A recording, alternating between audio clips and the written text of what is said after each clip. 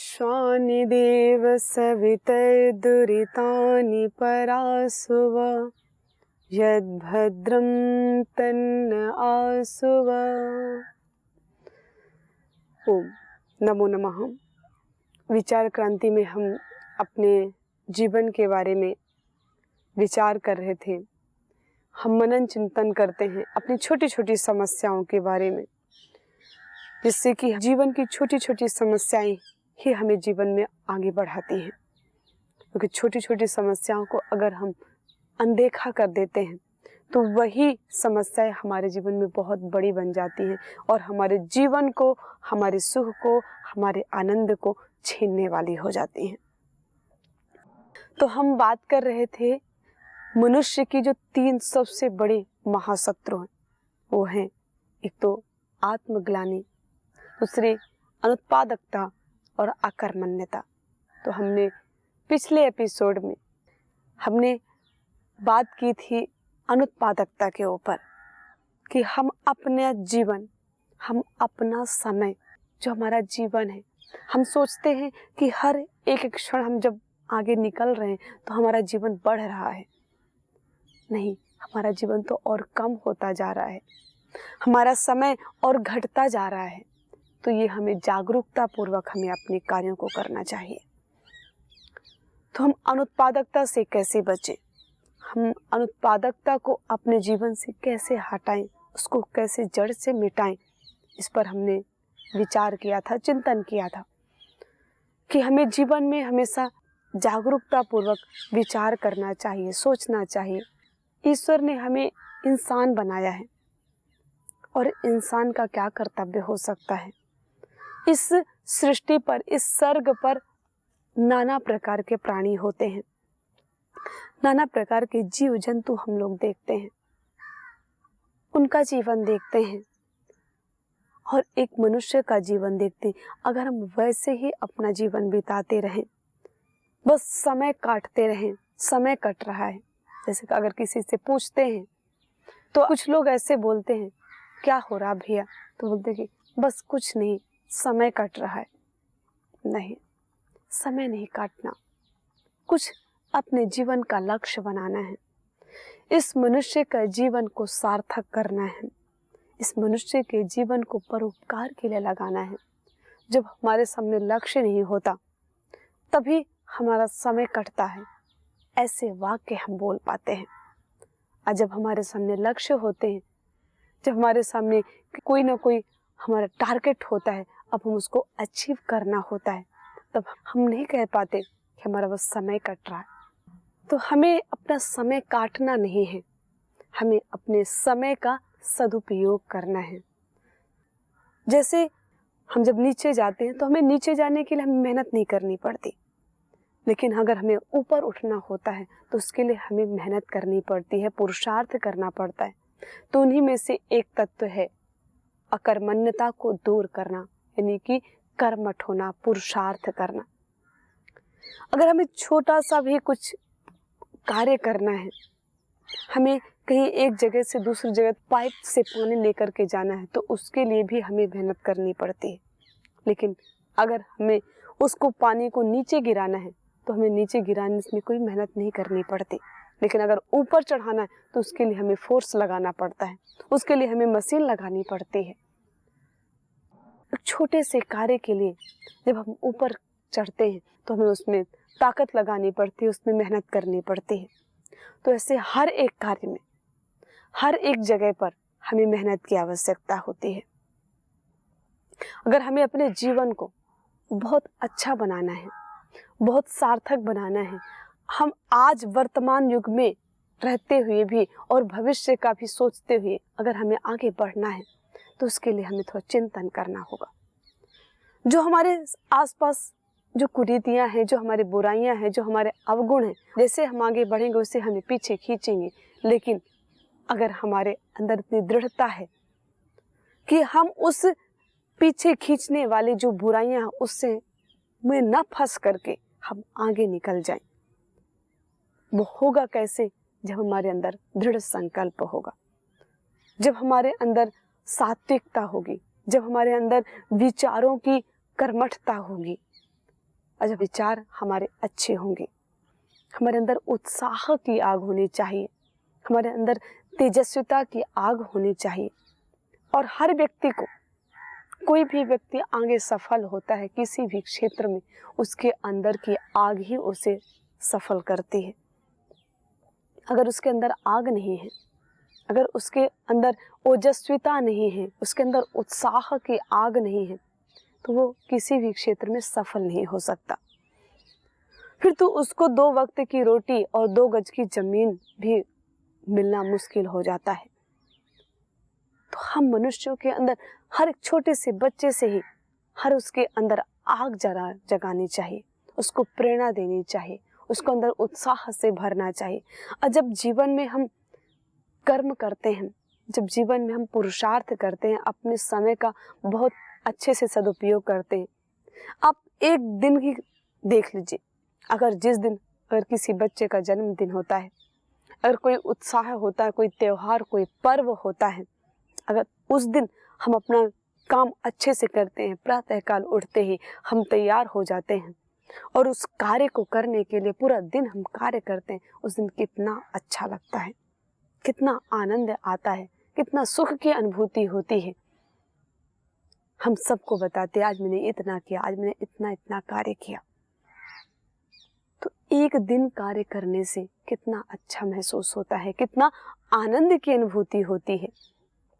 वैसे ही अगर हम हर दिन अपने समय का वैसे ही सदुपयोग करेंगे, हम वैसे ही कर्म करेंगे, हम वैसे ही पुरुषार्थ करेंगे, तो कितना आनंद भरा हमारा जीवन नहीं हो जाएगा। हर एक व्यक्ति की जो मूल मांग होती है वो सुख की होती है, आनंद की होती है। और सुख दुख तो वो आते ही रहते, उससे भी परे जो हमारा दर्शन, हमारा शास्त्र, हमारा वेद, उससे भी परे हमें जाना सिखाता है कि सुख और दुख ये तो दोनों ही दिन रात की तरह हैं, ये तो आते ही हैं।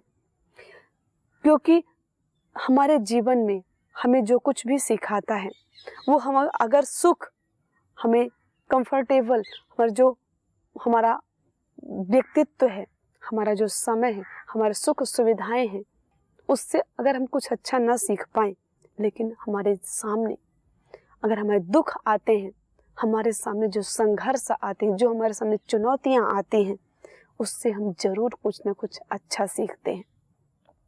इसलिए मनुष्य के जीवन में अगर सुख हमें उतना ज़्यादा नहीं सिखा पाती, अगर किसी के घर में धन संपदा से भरपूर है, उस घर के लोग उतना अच्छा शायद ना कर पाएं, लेकिन अगर किसी के घर में अभाव है, धन की कमी है, उसके घर में किसी प्रकार की कमी पड़ रही है, उस अभाव से अगर कोई निकल करके वो मेहनत पुरुषार्थ करके जाता है, तो जरूर कुछ ना कुछ अच्छा कर पाता है। वैसे ही हमें अपने जीवन में दोनों का सम्मान करना है। संघर्ष आते हैं, चुनौतियां आती हैं, तो उससे हमें सीखने का प्रयास करना है, उससे हमें घबराना नहीं है, उससे हमें दुख नहीं मनाना कि हमारे जीवन में ये कष्ट आ गए, हमारे जीवन में हे राम ये हमारे भगवान क्या हो गया। हम भगवान को भी कोसने लग जाते हैं कि प्रभु मेरे ही जीवन में इतना कष्ट क्यों लिखा है। ऐसा नहीं है। अगर जो जितनी बड़े लेवल की पढ़ाई करता है उसकी परीक्षा भी उतनी ही लेवल की होती है। अगर जो छोटी क्लास में पढ़ेगा उसकी छोटी छोटी परीक्षाएं होती हैं, और जो बड़ी क्लासों में पढ़ता है उसकी बड़ी परीक्षाएं होती, कठिन परीक्षाएं होती हैं। तो ऐसे जीवन में जो आगे बढ़ना चाहता है, कुछ करना चाहता है, कुछ अपने जीवन को सार्थक करना चाहता है, तो उसके जीवन में भी परीक्षाएं भी थोड़ी कठिन आएंगी। तो उन परीक्षाओं से घबराना नहीं, उन परीक्षाओं से हमें आगे निकलना चाहिए। अब हम आगे कब निकल पाएंगे? जब हमारे मन में, जब हमारे विचार में दृढ़ संकल्प होगा। अगर हमारे अंदर की जो आग है, उत्साह है, जुनून अगर हमारे अंदर बना हुआ है, तो कोई भी दुनिया की ताकत हमें नहीं रोक सकती। अगर हमारे अंदर का उत्साह नहीं है, हमारे अंदर के जुनून नहीं है, तो दुनिया तो क्या, एक चींटी भी हमें रोक देती है, वह चींटी भी काट देती है पैरों में, उसी से हम बौखला जाते हैं। तो हम अपने ही भाग्य के विधाता हैं और अपने ही कर्म के भाग्य अपने ही बनाने वाले हैं और अपना ही भाग्य हम बिगाड़ने वाले हैं। उसी को अगर जब हम अपने आप को किसी और की अपेक्षा से, हम किसी और को देख करके हम अपने आप को कम महसूस करते हैं, उसी को कहते हैं आत्मग्लानि। अगर हमने सोच लिया कि मैं तो कमज़ोर हूँ, मैं तो इससे आगे नहीं निकल सकता, तो फिर दुनिया में कोई भी ताकत नहीं जो हमें आगे निकाल सके। अगर मैंने सोच लिया कि मैं किसी से कम नहीं हूँ, हमें अहंकार नहीं करना, हमें अभिमान नहीं करना, किसी को कष्ट नहीं पहुँचाना, लेकिन हमें जो करना है वो अच्छा करना है। हमें अपने ताकत को, हमें अपने सामर्थ्य को, हमें अपने पुरुषार्थ को पूरा लगाना है। हमें अपने सामर्थ्य को, अपने पुरुषार्थ को बचा करके नहीं रखना। हमें उसको ईश्वर के द्वारा, इस प्रकृति के द्वारा हमें एक सामर्थ्य ही तो ऐसा है, हमारी बुद्धि ही तो एक ऐसा हमारे तत्व है कि जिसको जितना ही हम उसको यूज करेंगे, जितना उस सदुपयोग करेंगे, जितना उसको हम उपयोग करेंगे, उतना ही हमारे काम आएगी। बाकी तो हम कोई वस्तु यूज करते हैं, उसका उपयोग करते हैं, वो कम जाती है। अगर कहीं धन रखा है, उसको प्रयोग करेंगे तो वो धीरे धीरे कम हो जाएगा, वो घट जाएगा। लेकिन बुद्धि रूपी ऐसा धन है, सामर्थ्य रूपी ऐसा धन है, कर्म रूपी एक ऐसा धन है जो हमें गॉड गिफ्ट मिला है, जिसकी हम कीमत पहचान नहीं पाते कि इसको जितना हम खर्च करेंगे, इसको जितना हम लगाएंगे, उतना ही हमारे पास वापस आएगा। जैसे कि किसान 1 कुंटल अगर खेत में वो अन्न डाल देता है तो उसको 4 गुना होकर के मिलता है, उसको 4 कुंटल 10 कुंटल मिलता है। अगर मौसम अच्छा रहा, प्रकृति उसने साथ दिया, अगर कोई सोचे कि वो मिट्टी में डाल दिया तो नष्ट हो गया, कहाँ मिलने वाला? नहीं। किसान को पूर्ण विश्वास होता है कि जो कुछ भी मैंने डाला है इस खेत में वो मुझे अवश्य ही मिलेगा, और वो बोने के बाद निश्चिंत होकर के रहता है। उसको किसी प्रकार की कोई समस्या नहीं होती, उसी प्रकार की कोई ग्लानि नहीं होती उसको। वैसे ही हम अपने इस शरीर रूपी खेत में अब कर्म रूपी बीज को हम डालते जाएंगे तो हमारा जीवन अवश्य ही बहुत अच्छा होगा। लेकिन हम लोग क्या करते हैं, बस सोचते रहते हैं कि इसको करने से क्या होगा, इसको करने से क्या होगा। अगर कोई हमारे बड़े, हमारे माता पिता, हमारे गुरुजन, हमारे जो सहपाठी, हमारे जो कुछ अच्छे महापुरुष हैं, हमें वो बताते भी हैं कि हमें इस मार्ग पर न चल के इस मार्ग पर चलना चाहिए, सत्य के मार्ग पर चलना चाहिए, पुरुषार्थ के मार्ग पर चलना चाहिए, धर्म के मार्ग पर चलना चाहिए, अपनी संस्कृति को ध्यान में रखकर चलना चाहिए। तो उससे हमें तुरंत प्रति प्रश्न आते हैं कि इसको करने से क्या होगा। हम बहुत सारे ऐसे अशुभ कर्म करते हैं, बहुत सारे ऐसे अनर्गल कर्म करते हैं, उसमें हमें प्रश्न नहीं आते कि इसको करने से क्या होगा। किसी को शराब पीने की आदत बन जाती है, अनेक प्रकार के किसी को उपद्रव करने की आदत बन जाती है, अपशब्द बोलने की आदत बन जाती है, तो उसमें उसको प्रश्न नहीं उठेगा कि ये करने से क्या होगा। लेकिन अगर कोई उसको, उसके माता पिता या गुरुजन, उसके कोई बड़े उनको रास्ता दिखाएं कि बेटा इस मार्ग से में नहीं चलना चाहिए, ये अवगुण के मार्ग पर नहीं चलना चाहिए, धर्म के मार्ग पर चलना चाहिए, तो तुरंत उसके मन में प्रश्न उठेगा, इसको करने से क्या होगा। तो हमें अपने आप को जागरूकता से रखना है। इंसान ही तो हम एक ऐसा प्राणी है जो अपने जीवन को बहुत सार्थक बना सकता है, और हर एक व्यक्ति के अंदर वो अच्छा बनने की चाह होती है, पुरुषार्थ करने की चाह होती है। इतना ऊपर के आवरण से ढक जाता है कि वो दिखाई ही नहीं देता। लेकिन जब हम उसको आवरण को हटाते हैं, जब हम आवरण को दूर कर देते हैं, तो प्रकाश अवश्य दिखाई देता है। तो हमारे अंदर काम, क्रोध, लोभ, मोह, अहंकार रूपी जो आवरण है, हमारे तेज को, हमारे जुनून को कम कर देता है। तो उसको दूर रखना है, और हमें हर पल सोचना है कि हम इस प्रकृति पर, इस सृष्टि पर हम आए हैं, और जो आता है वो अवश्य जाता है, जो बनता है वो अवश्य बिगड़ता है, जो उत्पन्न होता है वो अवश्य नष्ट होता है। इतनी सी बात अगर हम सोच लें कि हम इस धरती पर आए हुए हैं, अगर हमारी उम्र 10 साल की है, 15 साल, 20 साल की है, तो इससे पहले हम कहाँ थे? हम कहीं तो थे जहाँ से हम इस शरीर रूपी में हम आए हुए हैं। ये शरीर हमें मिला हुआ है, अगर हमें किसी ने दिया है तो ये छिन जाएगा। अगर हमें एक बात भी ऐसी पता चल जाए, स्मरण मुख्य बात होती है। पता तो सभी को है, सभी व्यक्ति जानते हैं कि हमें एक दिन यहाँ से जाना है, लेकिन वो हमें स्मरण में नहीं रहता। स्मरण रखना चाहिए उसके लिए। जब हमें हर पल स्मरण रहता है तो कभी भी हम कोई गलत काम नहीं कर सकते। अगर किसी व्यक्ति को कहा जाए कि तुम्हारे पास में केवल 24 घंटे का समय है, 24 घंटे के बाद तुम्हें यहाँ से जाना पड़ेगा, तो वो 24 घंटे में कभी किसी का नुकसान नहीं करेगा, कभी किसी के प्रति ईर्ष्या द्वेष नहीं रखेगा, कभी किसी को अपशब्द नहीं कहेगा, क्योंकि उसके पास पता है कि 24 घंटे हैं और जो उसे कुछ अच्छे विचार लाएगा, वो जो धर्म का काम है उसी को सोचेगा वो, लेकिन वो 24 घंटे में तो कुछ ज़्यादा कुछ किया नहीं जा सकता। इसीलिए हमें हर पल में सोचना है कि कोई भी क्षण हमारा अंतिम क्षण हो सकता है, तो उससे पहले हमें अपने जीवन को सार्थकता पूर्वक जीना है। आज रहते हुए भी हमें किसी प्रकार की ग्लानि ना हो, किसी प्रकार का हमें अंदर कोई गिला शिकवा ना हो, और जाने के बाद भी हमें ऐसा कोई भी काम ना हो करे जिससे कि हमारे आने वाली पीढ़ी हमसे गलत सीखे। क्योंकि हमें जो भी कार्य करते हैं अगर अच्छा करेंगे तो उसका हमारे आसपास, हमारे वातावरण में, हमारी आने वाली पीढ़ियों पर उसका असर पड़ेगा। अगर हम कोई अच्छा काम करते हैं उस पर का भी असर पड़ेगा। तो हम जो कुछ भी करते हैं, जो कुछ भी हम सोचते हैं, जो कुछ भी हम अपने कर्मों से करते हैं, तो उसके पीछे हमें सोचना है कि हम क्या दे रहे हैं लोगों को, हम प्रकृति को क्या दे रहे हैं, हम अपने वातावरण में क्या फैला रहे हैं।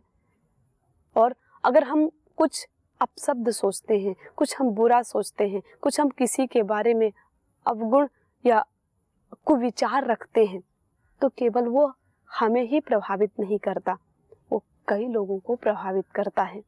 हम जब मनुष्य जीवन में आए हैं, जब हमें कार्यों को ही करना है, तो क्यों ना हम अच्छे कार्य कर लें, क्यों हम अवगुण के पीछे पड़ें, क्यों हम किसी से ईर्ष्या द्वेष करें, क्योंकि उसका फल तो हमें मिलना ही है और हम हमेशा अच्छे फल की इच्छा करते हैं। कौन बुरा फल खाना चाहता है? कौन सड़ा गला फल कौन खाना चाहता है? कोई नहीं चाहता। तो जब हम अच्छे फल की इच्छा करते हैं तो हमें कर्म भी तो अच्छा ही करना पड़ेगा। हम कर्म ना करें और फल की इच्छा करें तो ऐसे कैसे होगा? जैसे पूरी मलाई की खीर है, बहुत खोवेदार खीर है, लेकिन उसमें अगर चाहें कि छोटे छोटे कंकड़ 2-4 डाल दो और फिर उस खीर को दे दो, पूरी खीर मलाई से भरी है, लेकिन उसमें कंकड़ की मात्रा कितनी है? बिल्कुल थोड़ी सी। फिर भी वो पूरे खीर का स्वाद, जैसे ही वो दांत में कट सी जाए, पूरी खीर का स्वाद बिगाड़ देता है। वैसे अगर हम सोचें कि अब हम तो बहुत अच्छे हैं, हम तो सब कुछ अच्छा ही करते हैं, और थोड़ा सा कुछ गड़बड़ भी कर देते हैं तो क्या होता है? नहीं। जिस प्रकार खोवे की खीर है, लेकिन उसमें अगर 1-2 कंकड़ अगर उसमें डल गए और वो दांत में जाते ही पूरी खीर का मजा किरकिरा कर देते हैं। वैसे ही अगर हमारे जीवन में हम सब कुछ अच्छा करते हैं, लेकिन उसमें कहीं अगर हमारे जीवन में थोड़ी सी भी कहीं कमी रह गई, अगर उस कमी को हम न दूर ना करें, तो वो उस खीर की तरह पूरा हमारा जीवन बर्बाद कर सकता है, पूरा जीवन हमारा नुकसानमय हो सकता है। जैसे पूरा घड़ा एक अमृत से भरा हुआ है, बहुत बड़ा घड़ा है, वो अमृत से पूरा ढका है, ऊपर से भी ढका है, नीचे से भी ढका है, लेकिन उसमें एक सुई की नोक के बराबर कहीं होल हो गया, ज्यादा नहीं है, सुई के नोक के बराबर ही है। सुई की नोक कितनी छोटी होती है और उससे हल्का हल्का वो अमृत निकल रहा है। अगर वो धीरे धीरे निकलता जाएगा तो एक दिन ऐसा आएगा वहां पर कि एक भी बूंद उसके अंदर अमृत नहीं बचेगा। तो हमारा जीवन भी तो ऐसे घड़े की बूंद की तरह, तो कहा जाता है ना कि बूंद बूंद करके घड़ा भरता है। कोई बच्चा जब एग्जाम में टॉप करता है तो वो एक दिन के पढ़ने से टॉप नहीं करता, वो बूंद बूंद करके अपने जीवन में जब सीखता है, हर क्षण क्षण करके जब सीखता है, वो क्लास में भी बहुत अच्छे से ध्यान देता है, वो अपना हर कार्य अच्छे से पूरा करता है, वो हर समय सजग होकर के जब पढ़ाई करता है, वो सजग होकर के जागरूक होकर के जब अपने कार्यों को करता है, तब जाकर के कहीं वो साल भर के बाद वो टॉप करता है। तो जिससे बूंद बूंद करके हम आगे बढ़ते हैं, बूंद बूंद करके घड़ा भरता है, वैसे ही एक बूंद बूंद करके हमारा अमृत, हमारा जीवन क्षण भी हो जाता है। तो हमें उसमें संतुष्टि नहीं रखनी कि अगर थोड़ा सा भी हमारे अंदर कोई कमी है तो अरे थोड़ा सा ही है, क्या करना है, नहीं, थोड़ा सा भी नहीं होना चाहिए, किंचित मात्र भी नहीं होना चाहिए। तो हम अपने जीवन से आत्मग्लानि को हटाएं, हम अपने जीवन से अकर्मण्यता को हटाएं, हम अपने जीवन से अनुत्पादकता को हटाएं। अगर ये 3 शत्रुओं को हम अपने जीवन से हटा देंगे तो दुनिया में हमारे कोई शत्रु नहीं रह जाएंगे। शत्रु किसके ऊपर अटैक करते हैं, लोग किसको सताते हैं, जो कमजोर होता है। अगर जो कमजोर नहीं होता उसको कोई नहीं सताता। पड़ोसी भी दूसरे को सताते हैं जो कमजोर होता है, घर में भी उन्हीं को सताया जाता है जो कमजोर होता है। अगर हम स्वयं अपने आप में कमजोर होंगे तभी तो हम अपने आप को सताएंगे। तो हमें अपने आप को जागरूकता पूर्वक रखना है। अजागरूक कैसे बनेंगे, हम जो भी करें, हम जो भी सोचें, जो भी देखें, हमारा ज्ञान देखने से, सुनने से और सोचने से। जो हम देखते हैं, जो हम सुनते हैं, वही तो हम सोचते हैं। तो हम चाहते हैं कि जागरूकता पूर्वक जिए। वो जागरूकता कहाँ से आएगी, वो जागरूकता छोटे छोटे कर्मों से आएगी। हम एक बार भी कोई गलत काम होता है उसमें हम ना जाएं। हम सोचते हैं कि इसको भी देख करके हम इसको दूर कर देंगे, नहीं।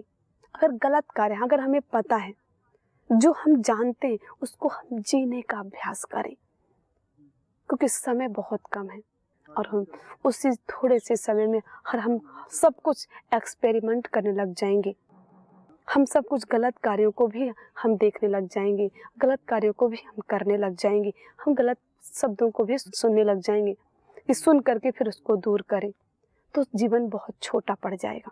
जितना ज़्यादा से ज़्यादा हो सके तो हम बुराइयों से, गलत कार्यों से, गलत शब्दों से, गलत दृश्य से हम बचें।